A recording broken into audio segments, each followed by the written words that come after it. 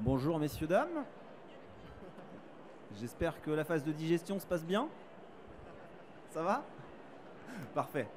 Je me présente, Christophe Ducoté. Je suis le responsable de la Business Line Training pour la société LGM. Yvan Marie, je suis responsable commercial chez Stelia et également chef de projet sur ce projet.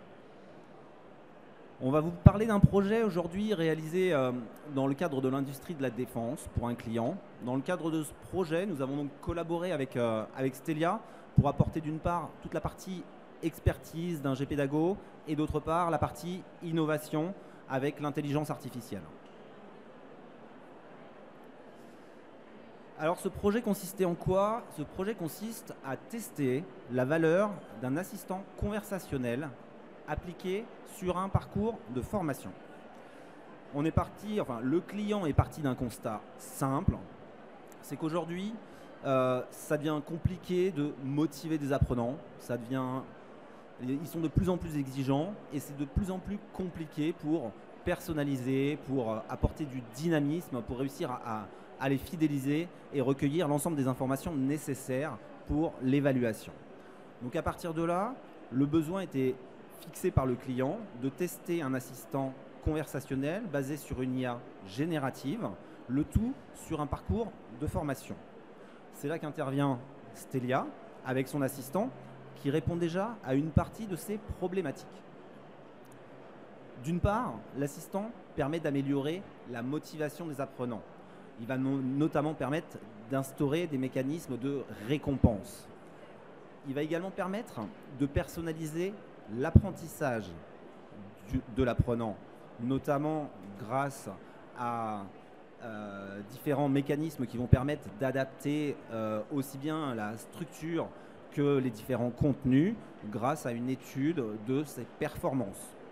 On va pouvoir également améliorer la qualité et la cohérence des contenus parce qu'on va analyser les réponses des apprenants tout au long du déroulé du parcours. Et enfin, on va bien entendu rendre l'expérience beaucoup plus riche et plus interactive grâce à cet assistant. Je vais laisser Yvan vous parler un petit peu techno pour vous présenter un petit peu les différentes briques de cet assistant conversationnel qui a été plugué sur le parcours de formation. Alors je vais rapidement vous parler de cette techno qui est assez complexe, mais voilà, notre stand se trouve juste derrière, donc pour les compléments, n'hésitez pas à me voir juste après.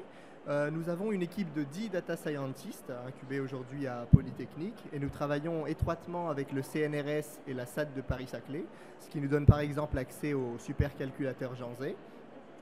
Aujourd'hui, dans cette techno, la première grande étape consiste à collecter l'information. Aujourd'hui, peu importe le format, que ce soit du PDF, du Word, de l'HTML, du PowerPoint, de la vidéo ou encore de l'audio, on sait traiter. La deuxième étape consiste à hiérarchiser ce contenu et à filtrer également ce contenu. La troisième étape, ça sera la segmentation sémantique de ce contenu. Voilà, en ce qui concerne cette segmentation sémantique, ça consiste à venir découper les documents en petites unités de connaissances qu'on traitera par la suite. Quatrième étape, c'est l'augmentation des ressources. Donc ici, on va générer des graphes de connaissances. On va venir augmenter les documents et les catégoriser. Cinquième étape, la vectorisation. Donc on va vectoriser chaque petite unité de connaissances qu'on va venir indexer dans une base de données sémantique. Et sixième étape, qui est facultative, mais l'enrichissement du corpus de connaissances grâce à la génération de couples de questions-réponses et de la génération de QCM.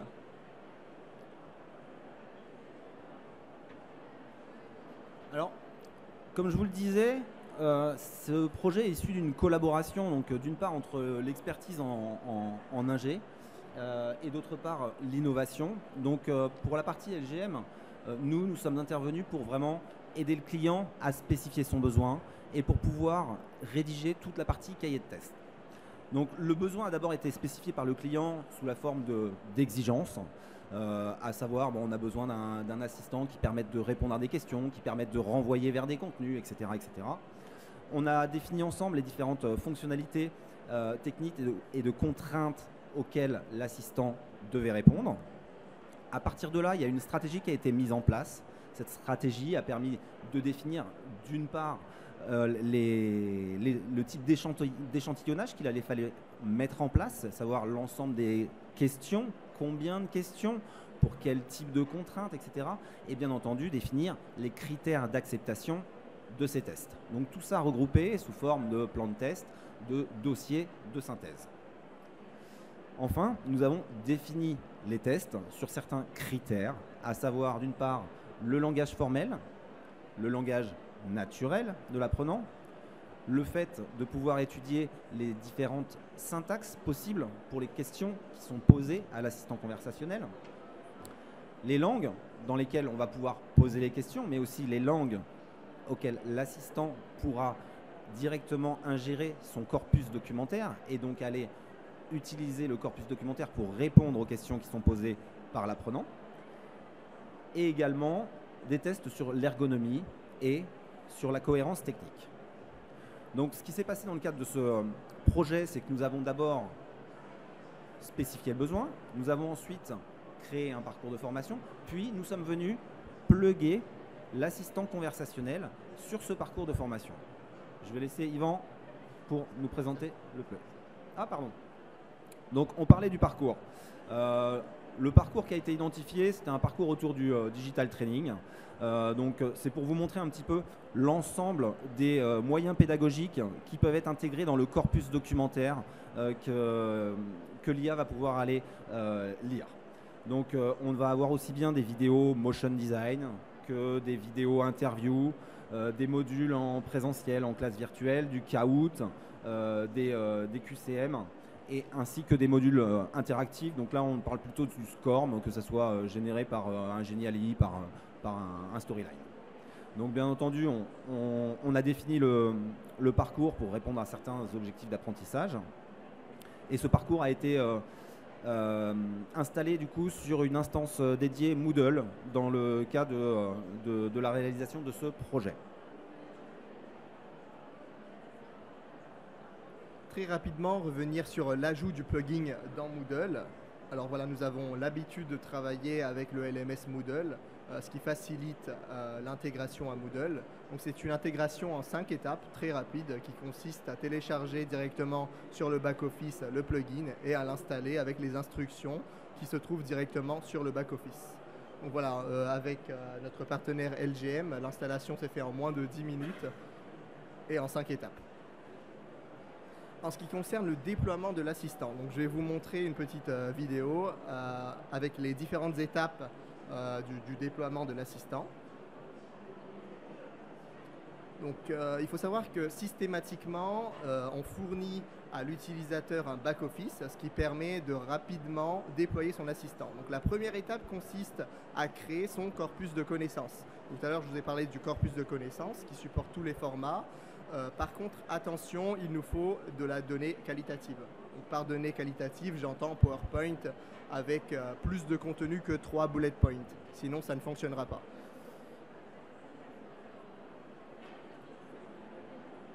Justement, on travaille aussi avec des modules qui nous permettent de faire du speech to text. C'est-à-dire qu'en ingérant de la vidéo, en ingérant de l'audio, on arrive par la suite à transformer cet audio et cette vidéo en texte qu'on arrive à analyser par la suite et à traiter. On vous montrera un exemple juste après. La deuxième étape consiste à traiter ces documents grâce à notre moteur IA. Donc c'est les différentes étapes que je vous ai montrées dans les slides précédentes. Troisième étape qui est l'étape facultative et la génération de couples de questions-réponses qui vont enrichir le corpus de connaissances.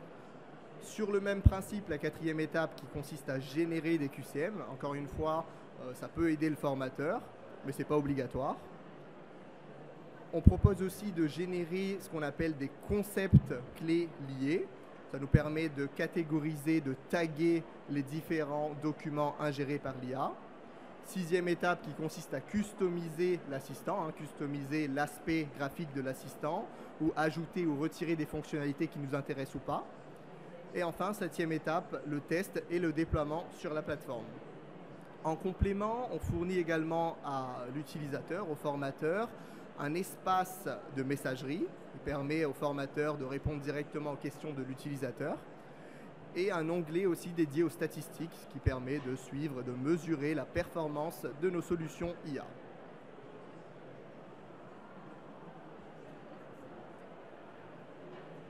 Alors on a prévu une petite vidéo au cas où on ait une rupture de connexion, mais on va quand même tester en direct, sachant qu'après on vous mettra peut-être également à contribution. Donc on se connecte à l'instance Moodle dédiée. On accède donc au parcours. Donc comme vous pouvez le constater, on va retrouver par exemple un premier module d'introduction qui permet de faire une première évaluation des apprenants. Donc là c'est un module SCORM généré par Geniali. On va retrouver également quelques vidéos motion, on va pas toutes les passer, hein, mais c'est juste pour vous montrer, le formateur, en plus de créer le contenu au sein du parcours, on a également des interviews. Aujourd'hui, le numérique... Tiens, on va s'arrêter sur cette vidéo pour faire appel à l'assistant conversationnel. Donc bon, comme vous avez pu voir, l'assistant il est toujours présent. Mais déjà, une des premières choses, c'est qu'on peut très bien, dans le paramétrage, définir que l'assistant n'est présent que sur certains contenus. C'est-à-dire qu'on peut imaginer que lors des quiz, par exemple, l'apprenant n'ait pas accès à cet assistant. Ce qui semblerait un petit peu plus logique. Parce qu'on veut évaluer l'apprenant, donc on n'a pas forcément envie qu'il aille rechercher les réponses dans le corpus documentaire. Donc on peut poser une question par exemple sur les enjeux. Donc on va essayer de faire une belle phrase. Quels sont les enjeux de la formation digitale? Donc sachant que d'après la vidéo qui est derrière, on devrait avoir une réponse. Donc on aurait pu mettre un point d'interrogation, mais l'assistant comprend qu'on lui pose une question normalement.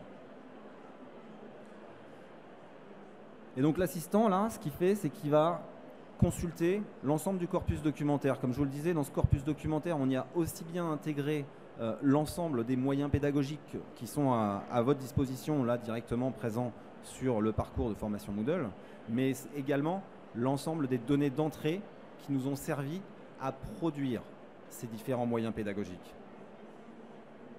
Il est un petit peu long. Il nous prépare une réponse aux petits oignons. Voilà.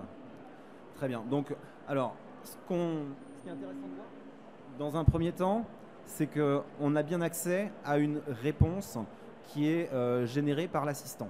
C'est-à-dire que lui s'est basé sur l'ensemble des informations qu'il a trouvées dans le corpus documentaire et il a recréé sa propre réponse.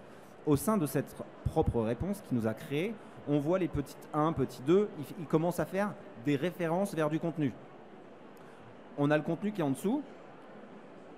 Donc là, tu as cliqué donc sur la vidéo et on a bien la vidéo qui nous renvoie. Tout ceci dans un monde où le time to market s'accélère. C'est le deuxième phénomène. C'est-à-dire que dans les sociétés, aujourd'hui, le numérique fait que chaque produit qui doit sortir sur le marché va sortir avec une vitesse de plus en plus rapide. Et le premier qui va sortir le produit va rafler tout le marché. Il est donc nécessaire que la formation elle soit capable de suivre les cadences. Et le troisième phénomène, c'est la capacité à faire face au départ des experts. On estime que depuis 2014 et 2020, 15% de la population des tranches les plus âgées va partir en retraite. Ce sont donc autant de savoirs qui vont partir des sociétés dans un contexte où, je le disais, le turnover va doubler en plus de ce phénomène. Par rapport à ces trois enjeux, ce morceau. On voit ensuite qu'on a accès également à différents fichiers. Donc il nous renvoie bien par exemple sur la page 23 et 24 du fichier PDF dans lequel on doit parler des différents enjeux de la formation digitale. Et enfin, ce qu'on trouve en bas, ce sont les concepts liés. C'est-à-dire que en fonction de la question qui a été posée, l'assistant, lui, enfin l'intelligence artificielle qui est derrière, a identifié un certain nombre de concepts liés au corpus documentaire qui a été chargé. Et donc, il nous propose ces concepts sous la forme d'une définition et sous la forme de concepts liés à ces définitions. Donc, si on prend l'exemple du profil d'utilisation, par exemple, on a bien la définition du profil d'utilisation, définition que lui-même a générée sur la base des éléments retrouvés dans le corpus, ainsi que les différents concepts liés à cette même définition. Alors, juste pour vous montrer un petit peu, on va reposer la question. Donc là, on avait demandé quels sont les enjeux de la formation digitale. On va par exemple réduire un peu la syntaxe. On va juste mettre enjeu avec une faute d'orthographe. du formation digitale, par exemple. Voir si, s'il comprend de la même façon la question. Donc il se peut que la réponse ne soit pas exactement identique, mais il nous renvoie bien quand même une réponse sur les enjeux de la formation digitale. De la même façon, on peut tenter de lui poser la question en anglais, sachant que dans le corpus documentaire, on a aussi bien du français que de l'anglais. Jusque-là, il nous répond toujours en français, et on lui a imposé de toute façon de nous répondre en français. Donc les challenges for digital training.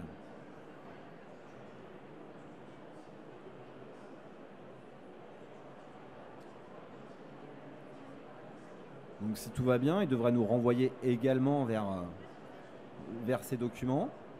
Donc on a bien la définition, on a bien le lien de nouveau vers la vidéo interview, avec à peu près le même morceau de vidéo qui est sélectionné. Donc du coup, le projet a consisté à analyser l'ensemble des questions, donc analyser les problèmes de syntaxe, les problèmes d'orthographe, les problèmes autour du langage naturel, la partie ergonomie, etc., etc. Le bilan a été fait sur le projet, plutôt positif. Alors, ce qu'il faut quand même mettre en avant, c'est que le client n'avait pas forcément identifié dans le cadre de son besoin l'ensemble des fonctionnalités qui sont mises à disposition aujourd'hui par cet assistant conversationnel. Donc finalement, le projet aurait pu être un peu plus complet. Mais ce qui est ressorti tout de même, c'est que le fait que la forme et le fond soient 100% paramétrables, c'est quand même un atout aujourd'hui. Ça permet de garder un petit peu cette identité visuelle. Le fait d'avoir la compréhension des différentes langues, effectivement, et du niveau syntaxique est intéressante. On a la richesse du corpus dans la mesure où on peut aller enrichir ce corpus autant qu'on veut. C'est-à-dire que si le parcours est mis à jour, on peut également enrichir le corpus du moyen pédagogique ou des données d'entrée qui nous ont servi à modifier le parcours. L'intelligence artificielle et l'assistant nous aident à personnaliser le parcours. Et puis, bien sûr, c'est un assistant en plus qui s'intègre très facilement sur Moodle, mais qui peut être intégré sur la majeure partie des LMS aujourd'hui. Les quelques points faibles, donc pour reprendre ce que je disais, c'est essentiellement le corpus non administrable par le formateur et l'assistant non administrable par le formateur. Attention, ce ne sont pas des fonctionnalités qui sont indisponibles chez Stelia, ce sont simplement des fonctionnalités qui n'ont pas été demandées dans le cadre du projet du client. Mais aujourd'hui, ce sont des fonctionnalités qu'on peut également avoir. Alors pour vous laisser peut-être tester la solution, on vous a proposé de vous mettre à disposition un environnement. Pour ceux qui connaissent un petit peu, alors le bike, c'est un exemple qui est très répandu dans l'industrie, notamment autour des normes ASD, des normes documentaires S1000D, etc. Donc on vous a créé un petit parcours, un petit corpus documentaire basé sur le bike avec quelques tutos, avec également un manuel de maintenance. Et on vous propose du coup d'utiliser vos téléphones pour scanner le QR code. Vous pouvez voir du coup et jouer, essayer de poser des questions, sachant qu'il nous reste, je crois, 2 minutes.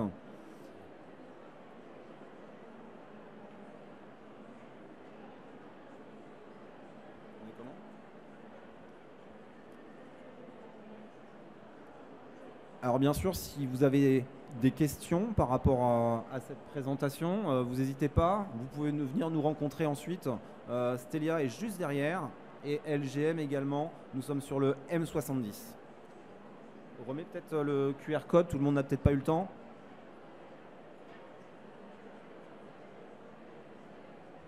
Des questions? Ça fonctionne? Ouais. Remets le QR code.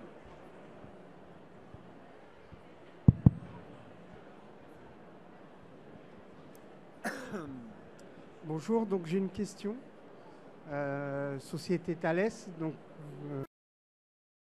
de la défense. Je voulais savoir au niveau des sécurités, de la confidentialité, comment vous avez été géré avec votre client. Alors, je vais répondre pour ma partie. Comme vous avez pu le constater, le parcours qui a été choisi ne contient aucune donnée sensible pour le moment. Donc nous, on s'est engagé sur ce genre de projet aujourd'hui parce qu'on On tient à être déjà partenaire aujourd'hui, même si on n'a pas encore forcément les solutions pour répondre à tous les besoins, notamment sur des parcours sensibles avec des problèmes de confidentialité. Donc je vais laisser la parole à Yvan pour la partie technique. Alors pour la partie technique, il faut savoir que la spécificité de Stelia, c'est justement de s'affranchir des LLM comme type ChatGPT. Donc nous travaillons sur un LLM qui nous appartient, propriétaire, souverain, et qui sera disponible sur site chez le client. Donc cette expérimentation se fait en 2 étapes. Premièrement, le test initial qui se fait sur des contenus non confidentiels, et par la suite, une deuxième phase d'expérimentation qui se fera avec une solution on-premise, c'est-à-dire qu'on va venir directement installer nos serveurs sur place. Voilà pour répondre à votre question.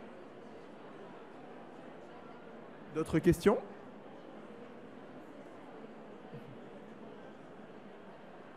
Je vous remercie. Merci.